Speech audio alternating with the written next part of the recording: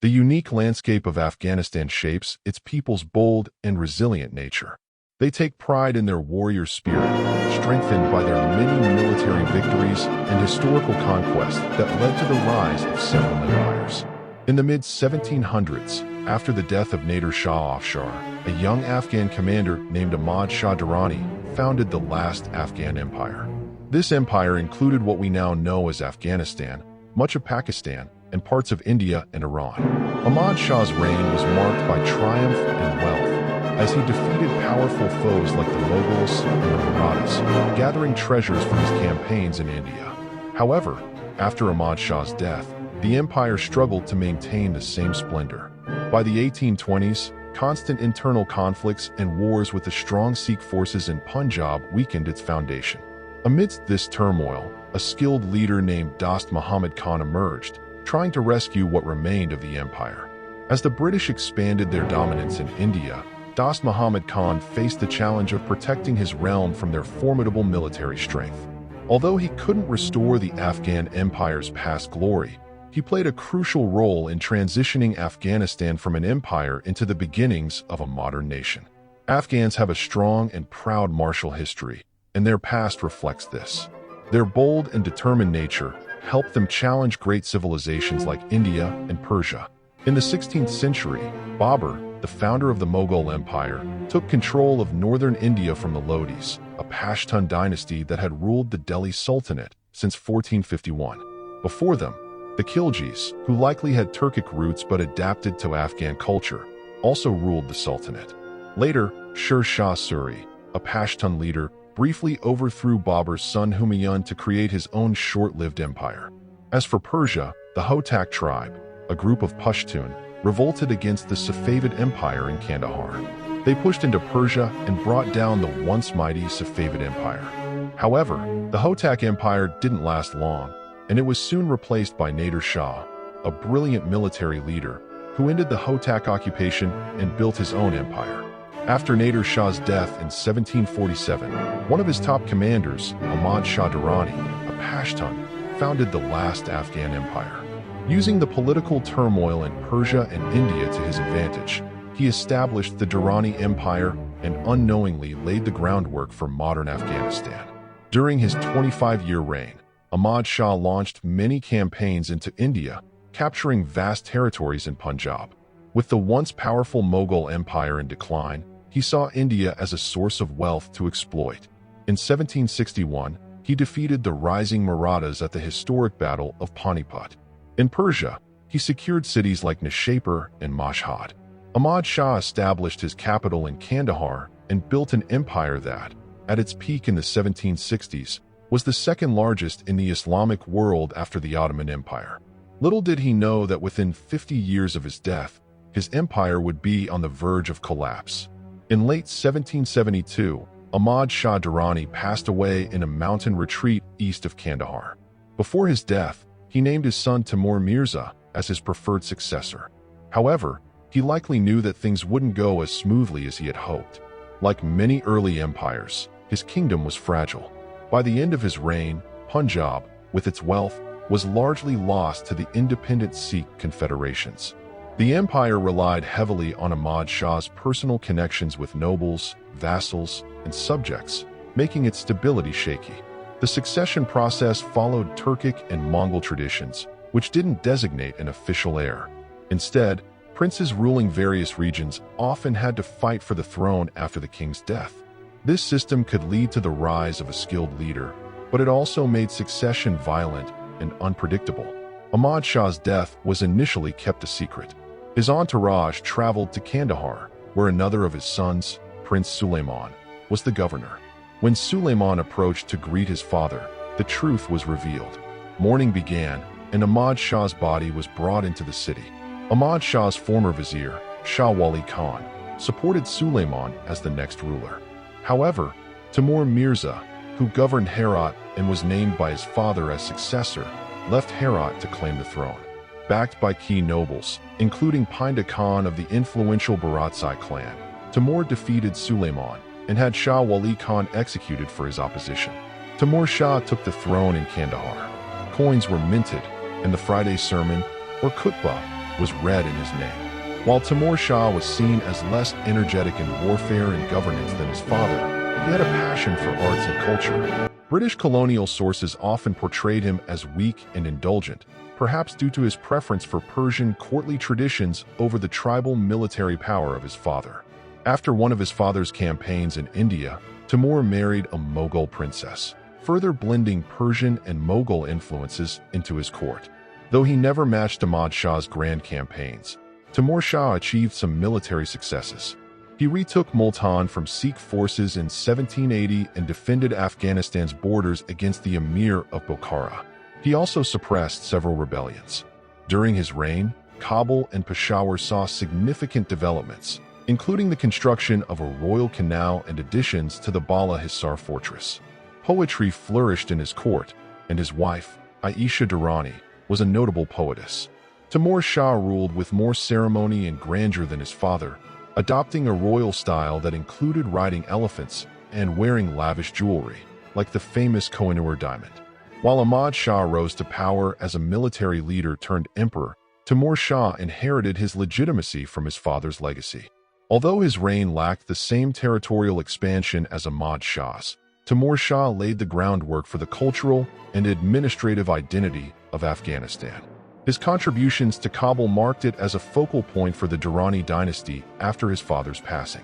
In 1780, Timur Shah made the pivotal decision to move the capital of the empire from Kandahar to Kabul, a move that shaped the Afghan political landscape and remains significant today. This shift is often attributed to Timur Shah's desire to distance himself from the powerful Durrani nobility, whose influence was concentrated in Kandahar. His relationship with the Durrani chiefs and other Pashtun leaders was often tense. In 1779, while in Peshawar, Timur Shah faced a coup attempt led by a local chief of the Khalil clan. Under the guise of assembling troops to attack Punjab, a large force was gathered and launched a surprise assault on the Bala Hisar fort while the Shah was sleeping. Timur Shah's troops managed to repel the attack. However, when it came to punishing one of the suspected conspirators, a respected Sufi from Chamkhani, Timur Shah was unable to act due to pressure from the Afghan nobles. This strained relationship with the Pashtun elite contributed to Timur Shah's image as a ruler more inclined toward Persian traditions. He seemed to rely heavily on his personal household troops and the Persian-speaking Shia, Qizilbash soldiers, and administrators, rather than the Pashtun nobility. Despite these challenges, Timur Shah managed to hold the kingdom together for 20 years. Though he didn't expand the empire, he maintained its stability and navigated its complex power dynamics. In 1793, on his way back to Kabul from Peshawar, Timur Shah peacefully passed away, likely due to an illness. Ahmad Shah Durrani had 6 sons, while his successor, Timur Shah, fathered anywhere between 22 to 30 or even more. Yet, only a few of his sons were serious contenders for power. Among them were Humayun, governor of Kandahar; Mahmud, governor of Herat; Abbas, former governor of Peshawar; and Zaman, who governed Kabul. When Timur Shah passed away, only Abbas and Zaman were present in the capital, Kabul.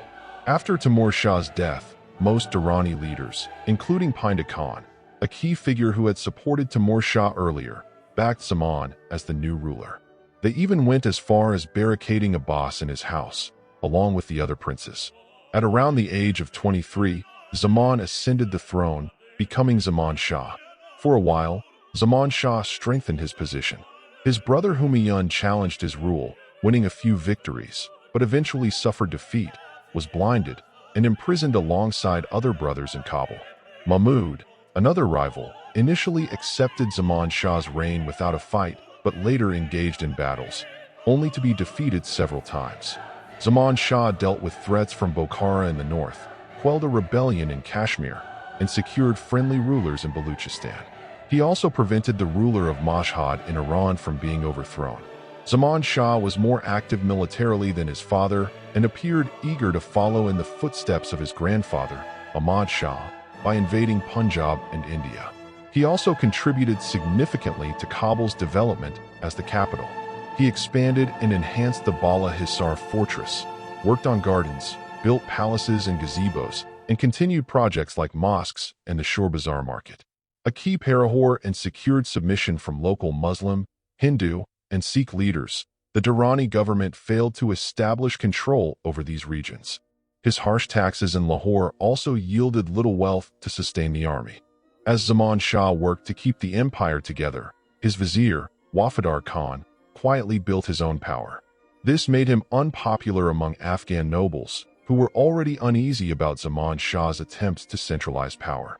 The Shah aimed to weaken tribal influence by abolishing hereditary positions, sparking resentment among leaders like Painda Khan Baratsai. In 1800, Painda Khan and other nobles conspired to replace Zaman Shah with his brother, Shuja-ul-Mulk. However, the plot was discovered, and the Shah had Painda Khan and several nobles executed. Despite these drastic actions, Zaman Shah faced worsening challenges. His treasury was nearly empty, and Mahmud, another rival, remained a threat. Fateh Khan, Painda Khan's capable son, escaped the massacre and joined forces with Mahmud. As Zaman Shah prepared to march on Punjab once again, Mahmud and Fateh Khan gained support and launched their own campaign, seizing much of the empire from the west. By the summer of 1801, they defeated Zaman Shah, who was captured and blinded. His reign, lasting around 8 years, ended when he was only in his early 30s.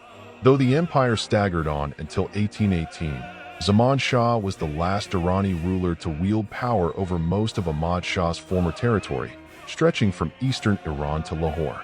Mahmud Shah's rule was short-lived. Within 2 years, he was overthrown by his younger brother, Shah Shuja-ul-Mulk. Shuja ruled uneasily until 1809, facing threats from Mahmud, the Qajars in the west, and Maharaja Ranjit Singh's powerful Sikh kingdom in Punjab. To the south, the British East India Company, now South Asia's dominant power, sent an embassy to Shuja in 1808 to 2009 to establish friendly relations and counter other threats like Russia. This marked the beginning of the Great Game rivalry between Britain and Russia. However, Shuja soon lost his throne to a resurgent Mahmud, beginning a life of exile and repeated attempts to reclaim the kingdom. Partner in these efforts was Jan Nisar Khan, a Tajik of humble origins who rose to high office and helped manage Kabul. Despite Zaman Shah's ambitions, serious challenges persisted. Mahmud, though weakened, remained a constant issue. The Qajars of Iran supported Mahmud, providing him troops and using him to disrupt Afghan affairs. The Qajars aimed to reclaim Afghan territories, which they considered historically Iranian. Britain and its East India Company encouraged the Qajars to interfere, wanting to keep Zaman Shah away from India. Whenever Zaman Shah entered Punjab, attacks from the Qajars or Mahmud would force him to return west. His campaigns in Punjab produced little success. Though Zaman Shah captured Mahmud's second reign lasted 9 years, but real power shifted to Fateh Khan Baratsai, now chief vizier. Fateh Khan helped maintain the empire's boundaries, cooperating with Ranjit Singh's state in the east and holding off the Qajars in the west. Yet, his growing influence sowed division. Fateh Khan placed his many brothers in key provinces, allowing them to build their own power bases. This led to tensions, especially with Prince Kamran, Mahmud's son. After a battle near Herat, Kamran had Fateh Khan tortured and killed. Fateh Khan's murder triggered major changes. The Baratsai clan, united by shared grievances, took a leading role in driving out Mahmud and asserting control. By 1818, Mahmud's reign ended, although he and Kamran retained Herat until 1842. Meanwhile, the Baratsai brothers ruled their provinces independently, maintaining a delicate balance of power under Muhammad Azim Khan, their leading brother. A puppet Durrani king, Ayub Shah, was crowned in Peshawar, but this balance collapsed after Azim Khan's death in 1823, following a major defeat against the Sikh forces at Nowshera. Infighting among the Baratsai brothers intensified, and Kabul became the ultimate prize. By the time the Durrani dynasty's symbolic rule ended, much had changed. Zaman Shah, once the ruler of a vast empire, had experienced incredible highs and lows. After being deposed and blinded, he became a British pensioner in India, spending his remaining years in reflection. By the time of his death in 1845, the world had transformed. Once at the helm of a powerful state bordered by influential Asian kingdoms, Zaman Shah lived to see a world increasingly dominated by European colonial powers, marking the dawn of a new era. By 1845, the Afghan throne was firmly in the hands of Dost Muhammad Khan, a Baratsai ruler who was only 8 years old when his father, Painda Khan, was killed by Ahmad Shah. Despite surviving civil wars with the Durranis and his brothers, wars with the Sikhs, and even a British invasion, Dost Muhammad guided Afghanistan from an empire to a modern nation-state. Born in 1792, as Timur Shah struggled to hold his empire together, Dost Muhammad was one of Painda Khan's youngest sons. His mother, reportedly a Qizilbash, Shias of Iranian origin, was not noble or Pashtun. Although Dost's family was powerful, his future as a leader wasn't obvious. However, as a young nobleman, he was well trained in warfare, poetry, horse riding, and religious sciences. After Painda Khan's death in 1800, Dost's eldest brother Fateh Khan became the leader of the Baratsai cause. Fateh Khan's relationship with Dost grew stronger, and Dost began proving his worth. In 1813, he commanded Afghan cavalry against the Sikh kingdom but faced defeat. In 1817, during an expedition in Herat, Dost's harsh actions against a local noble drew royal anger, forcing him to flee to Kashmir. When Fateh Khan was killed by Prince Kamran in 1818, Dost and his brothers returned to Kabul and took control of the city in 1819. While he wasn't yet the main leader, Dost governed Ghazni, a modest town south of Kabul. Seizing an opportunity, Dost eventually captured Kabul and established it as the heart of a new emirate of Afghanistan by 1826. Faced with threats from former King Shuja al-Mulk and the Sikh ruler Ranjit Singh, Dost proved his mettle. He defeated Shuja's large army in 1834 and managed the influx of Durrani nobles fleeing Sikh-controlled Peshawar. Unlike the ostentatious Durrani Shahs, Dost adopted a simple image, wearing plain clothes and engaging with his people. In 1835, he proclaimed himself Commander of the Faithful, Amir al-Mu'minin, a historic Islamic title, signaling a new vision for leadership. Dost's efforts to reclaim Peshawar from the Sikhs through a jihad and battles like the 1837 Battle of Jamrud, led by his son Muhammad Akbar Khan, were ultimately unsuccessful. While the Sikhs' famous General Hari Singh Nalwa was killed, the battle was inconclusive and Peshawar remained out of Afghan hands. However, Dost's reign marked the transition from empire to a modern Afghanistan. Dost Muhammad Khan faced many challenges during his rule.